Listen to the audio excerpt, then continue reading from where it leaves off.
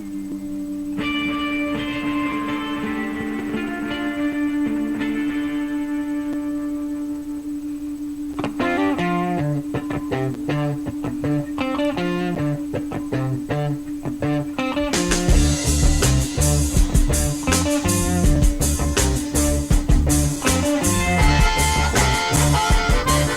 aí pessoal, tudo bem?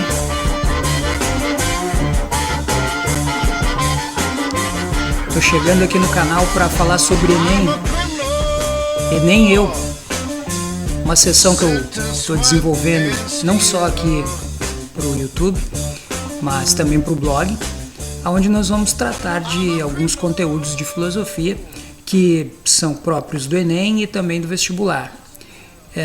Para começar, nessa série, nós vamos falar sobre um filósofo que é bastante recorrente nas questões de Enem e vestibular, que é Montesquieu, o Charles-Louis de Secondat, que também trabalhamos já no terceiro ano, falando de filosofia política, falamos sobre formas de governo, Estado, sistemas políticos, falamos também sobre a questão do poder, do poder na sociedade, o poder, o macropoder, o micropoder, e esses assuntos estão presentes nessa questão que a gente vai analisar.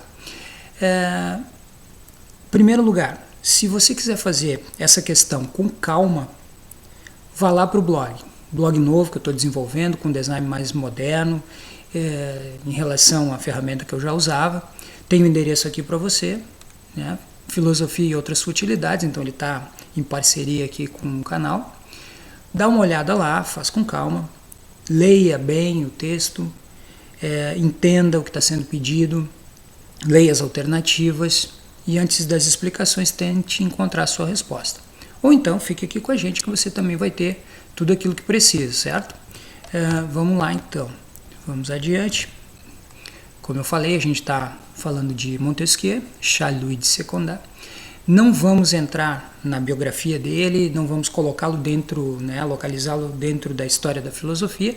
Vamos direto à questão, porque a proposta é essa, a gente tratar da questão, desenvolvendo compreensão a respeito das alternativas e dando aí um suporte a mais, um acréscimo ao aprendizado de cada um de vocês.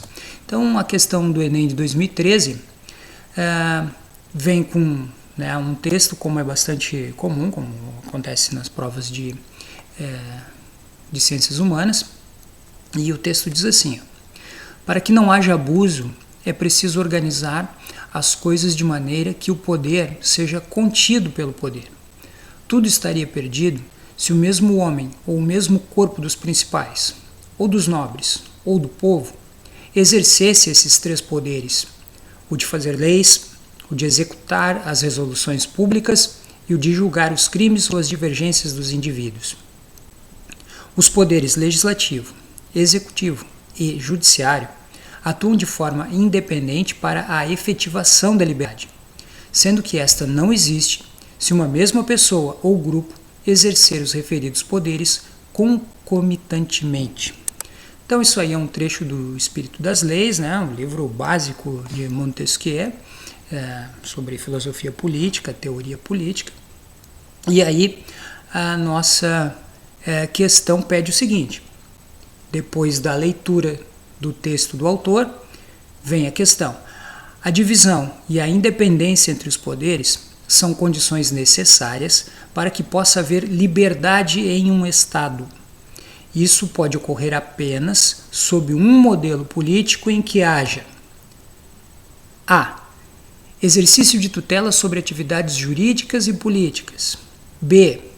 Consagração do poder político pela autoridade religiosa. C. Concentração do poder nas mãos de elites técnico-científicas. D. Estabelecimento de limites aos atores públicos e às instituições de governo. E letra E. Reunião das funções de legislar, julgar e executar nas mãos de um governo eleito. Vamos lá então, vamos ver o que nós podemos tirar daqui. Essa questão é fácil, tá? É uma questão bastante fácil, mas ela fica fácil, se torna fácil se você tiver prestado atenção naquilo que realmente é substancial, naquilo que é importante do que está sendo dito lá no texto e no contexto formado, porque esse é o ambiente. Nós temos sempre um texto, um recorte, que está nos dando um contexto daquilo que está sendo localizado e pedido, e o contexto é de um Estado moderno, nós estamos falando de Montesquieu.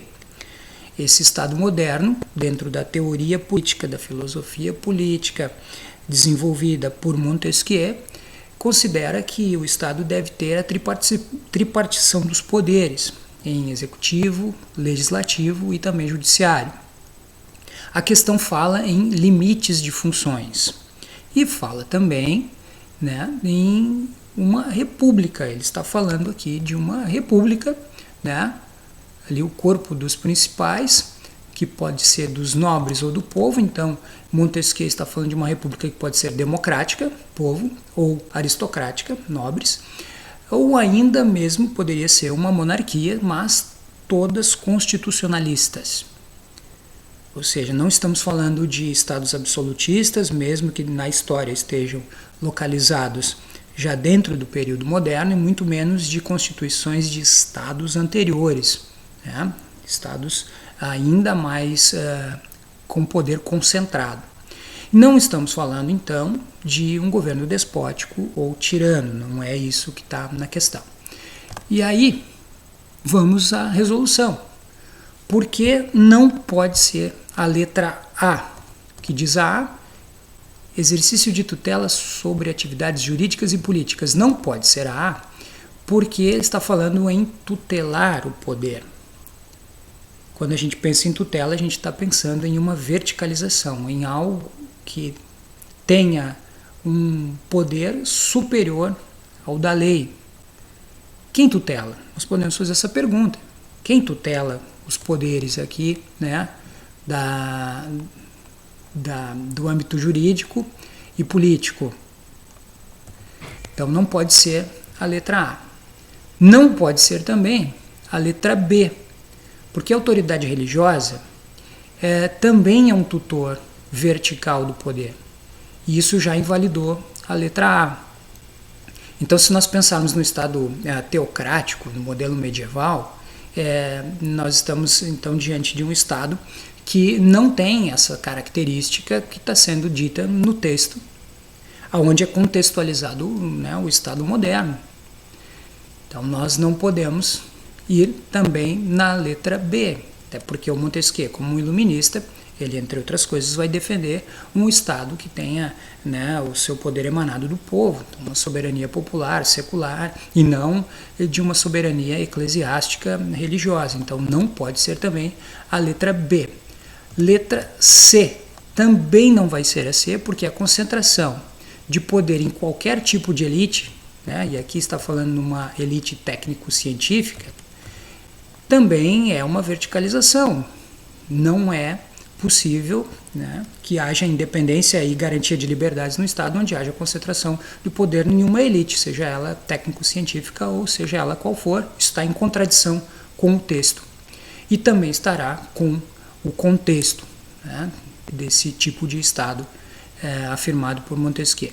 Não vai ser também a letra E, porque, vamos ver a E aqui, reunião das funções de legislar, julgar e executar nas mãos de um governo eleito, mesmo que pareça, né, sedutor. Mas é um governo eleito, então está falando de uma democracia. Mas toda vez que há a concentração de poder, há o risco sempre de autoritarismo. E isso é uma outra forma de verticalização. Então os governos, mesmo eleitos, eles se limitam ao exercício das suas funções dentro da lei, respeitando a autonomia entre os poderes e respeitando aquilo que a lei diz em relação a todos os integrantes desse Estado, se ele for um Estado igualitário. E aí sim nós teremos harmonia e horizontalidade, quando não temos a concentração de poder. A concentração tem o efeito contrário. Então, para que haja harmonia, autonomia e horizontalidade nesse Estado, essa gestão ela precisa garantir os princípios de igualdade, né, que nós já estudamos, né, alguns conceitos relacionados a isso, o princípio da isonomia, que é a igualdade de todos perante a lei, o princípio da isocracia, que é a liberdade ou a igualdade de participação no poder desse Estado, e da isegoria, que é a igualdade de todos no seu poder de livre expressão. Todos temos a liberdade de expressar as nossas opiniões, desde que não cometamos nenhum tipo de crime num Estado igualitário, num Estado independente, e esse Estado será assim, né, caso ele tenha aquilo que afirma a letra D, o estabelecimento de limites aos atores públicos e às instituições de governo. Então só pode ser a letra D certa por exclusão, e aí a explicação fica muito clara. Como eu falei, é uma questão fácil, e ela está querendo dizer que os agentes, né, da gestão pública e as instituições de governo, eles devem agir dentro de limites. Mas quais limites, professor? Os limites das funções e das normas que regulam essas funções e da lei do Estado, da lei máxima do Estado. No caso brasileiro, a gente cita como exemplo, então, né, o nosso Estado, que tem a Constituição Federal como teto do seu ordenamento jurídico. Então é isso, você não errou e nem eu. Importante, né? A gente ter certeza daquilo que está fazendo e de chegar à questão, né, com a segurança de encontrar a alternativa que vai responder. Mas, professor, eu não estudei Montesquieu. Eu sei que a gente já teve aula sobre ele, eu não consegui pegar muito bem e depois não aprofundei. Ou então algum aluno pode dizer, eu nunca vi Montesquieu, como é que eu faço para chegar à alternativa correta numa questão dessas, em que eu não consigo né, ter esses detalhes todos? Algumas questões, como essa, que é uma questão que eu disse que é fácil, elas têm as suas alternativas com um mesmo sentido. Parece que está sendo dito, né, algo diferente em uma ou outra, mas todas elas têm o mesmo sentido, que é o da concentração de poder. Né? Então, assim, um poder que tutela é um poder concentrado e vertical, a autoridade religiosa é concentrada e vertical, na elite é concentrada e vertical, e mesmo num governo eleito, reunir, né, poderes nas mãos, né, de um grupo cria também verticalização, concentração. Então elas têm todas o mesmo sentido.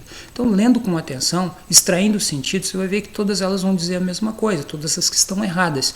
E aí será certa aquela que, por exclusão, sobrar. E aí leia com atenção e vê se ela se encaixa àquilo que está sendo pedido. A divisão e a independência entre os poderes são condições necessárias, ou seja, obrigatórias, para que possa haver liberdade em um Estado. Qual delas diz isso? Aquela que estabelece limites aos atores públicos e às instituições de governo. Letra D. E aí compara com o texto aqui. Se o texto está também de acordo com aquilo que você está respondendo, e aí, mesmo que não tenha estudado Montesquieu, você consegue chegar à resposta justamente porque compreendeu aquilo que estava sendo pedido ali. E é isso que é importante, certo, meu povo? Então eu quero convidar você para continuar aqui com a gente, né, acompanhando os nossos vídeos, porque de vez em quando eu vou lançar aqui uma questão nova sendo analisada, para que você tenha segurança de encaminhar os seus estudos até a hora do exame.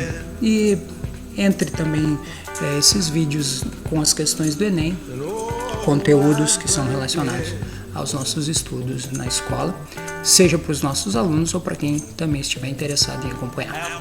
Tá certo? Aquele abraço para todo mundo. Até mais.